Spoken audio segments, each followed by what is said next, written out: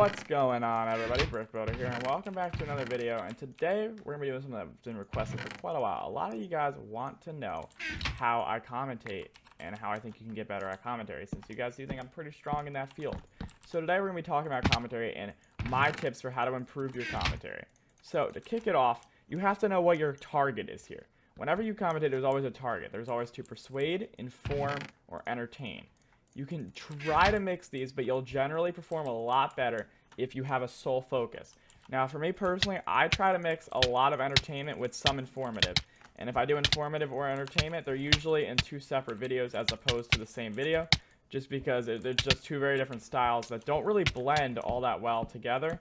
So I don't try to mix what doesn't work, because it doesn't make a lot of sense to do two very distinct styles in the same thing. It's almost like trying to, make a picture but also use paint and like crayons. It's just sort of a weird thing. It's don't mix two different things here. I say generally step one is to keep it very one-sided here. You want one type, not two, not three, one. And of course, you could try to blend them, and it does work for some people, but I've noticed that for starters who are just starting out, it is a lot easier to stick with one and one exclusively. So that's why I recommend doing that, and I myself still do that despite the fact that I made well over 500 videos. I just think it's a lot easier and a lot more easier to understand and comprehend what I'm saying, as well as a lot more easier to flow, because the flow is very important. That's the next thing. The flow of your commentary does matter. There definitely are different styles. Like for me, when I'm being informative, it's a lot more just to the point, not so much as I like to call sparkle or glimmer. But when I'm doing informative, you'll see there's I speak really fast. There's lots of what I call glimmer in there. There's lots of all that stuff, because there's I just throw around tons of references to movies, all that other stuff. I just start throwing everything in. I'm going fast. I'm making references left and right. I don't have there's no time where I'm not talking in those videos at all. There's hardly any breather moments, etc. And that's a very interesting style that a lot of people do like.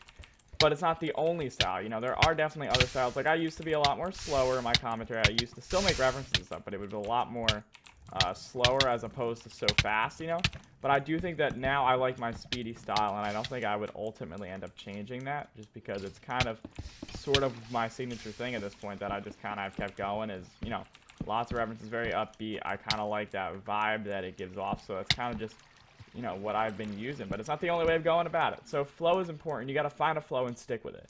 Don't do one round where you're talking really fast and then all of a sudden drop slow, unless it's for a dramatic impact, because that will definitely negatively impact your commentary. You want it to have a flow, a consistent flow. For instance, when people are, doing a public, it's kind of like public speaking in a way. When you're public speaking, you generally don't want to change the speed of your presentation.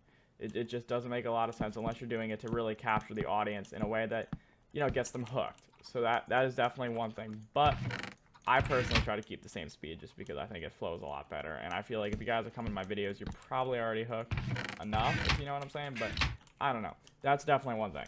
Another thing that's really important is filler words. A lot of people have these filler words. I have my own filler words, but they're not the traditional ones. A lot of people will use and like as their filler words, and also and. Those are generally filler words, and what filler words are, they're words that essentially are used when you have the thought, but you don't know how to put it into words. So you're and yeah, that, that sort of thing right there, which I did on purpose, obviously, is something that people tend to do. And it's very normal, and you shouldn't get discouraged if you say an here or there. That just sort of happens. I still do it. Everybody does it. It's completely normal for that to happen. There's nothing wrong with that. Some people say it more than others, but for myself, I have different filler words that I use. And the reason why I myself have gotten used to different filler words, also I can say not myself, but the reason I have different filler words is because basically it makes my commentary sound like I can flow better than I actually can. Because people aren't as used to my filler words as they are to the and like, so they don't pick up on them nearly as much. This is a bit more sciencey, but generally people will pick up on the and likes in a sentence more, and it will generally lead you to trail off into another thought. But for me, I'll say all right a lot, especially when I'm streaming. You'll hear all right come from me all the time. But I don't really think you guys care all that much, because people generally don't see it as a filler word. They just see it as something I'm saying. And it just flows a lot better if you can go for something like that. So if you can try to make some phrases up that you use a lot, definitely go for that, and try to cut out your and likes. And generally the best way of doing this is just to constantly say sentences. For me, it's a lot about speed. But for some people, maybe it's better to slow down and really think about what you're going to say. And if you're not that great at it, just practice. Just practice talking to people and pick up on it yourself. Because you will eventually pick up on when you say and all that sort of thing. And you can definitely get that to decline. It will probably never go away. I don't think there's anybody in the world who has never said It's definitely something that, it's normal. It happens, you know. There's not really much you can do about it. Just try to minimize it. Because if you can minimize the amount that you say, that's what matters. You don't have to get rid of them entirely. And yes, you could always cut them out. That is another option. You could cut out them if you're doing like post stuff. But you don't have to. It's just an option. You know, I honestly don't cut my commentaries. Although cut com is definitely another style. But I like to keep it all flowing in one thing, as I previously mentioned. So there are definitely other things to mention though. But I want to try to kill this last guy here. Because they're just running away from me. You know, but there's definitely a lot of different things here. Commentary, the one thing about it is people think, oh, why are you so good at commentary and why am I not good at commentary?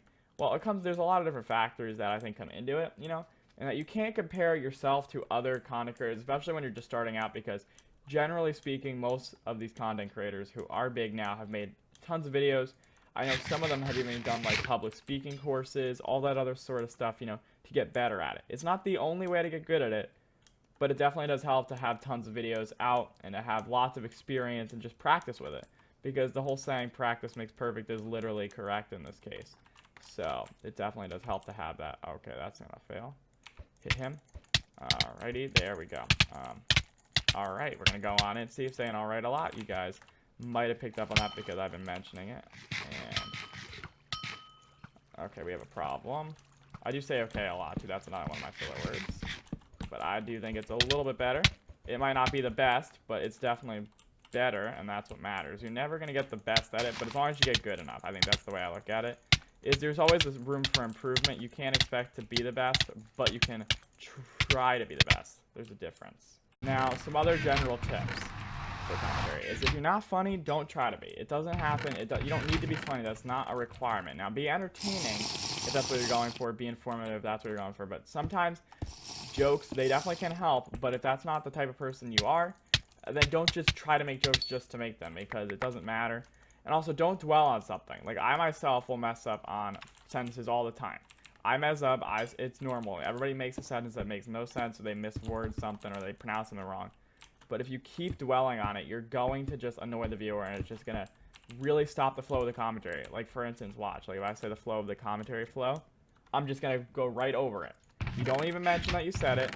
Or if you can make a comical way of doing it, like for instance, sometimes I will say, like, I'll say like knock tack or something, and I'll be like, oh my gosh, knock tack, whoa, that sounds dope, or something like that, you know, it definitely happens, but generally, I try to just negate and try to like overlook all my commentary errors, whether I cite the wrong item or something, because I'm like, oh my gosh, I have an iron, oh wait, I have a diamond stored in my inventory, that just, it doesn't really flow nearly as well. And people can, you know, pretty much figure out what you're saying because they also see gameplay. You know, this isn't a podcast. They see what's going on as well. And if you keep dwelling on your mistakes, it's only going to really point out any sort of flaws you have in your commentary. Whereas if you don't tell anybody, you know, the viewers will definitely have a slightly harder time picking up on it. Which is why, in general, it just works a lot better. Because if they do pick up on it, they're like, okay, well, you know, let's make a comment about that to tell this guy. Which is pretty cool. I do like when you guys commentary and correct my sort of errors, because I do have errors every once in a while. Well, actually a lot. But, you know, that's definitely a thing. And if you dwell on your errors, you're bound to have your errors pointed out to you, and then that's not going to be what you want. You want to try to focus on what you did good in your commentaries.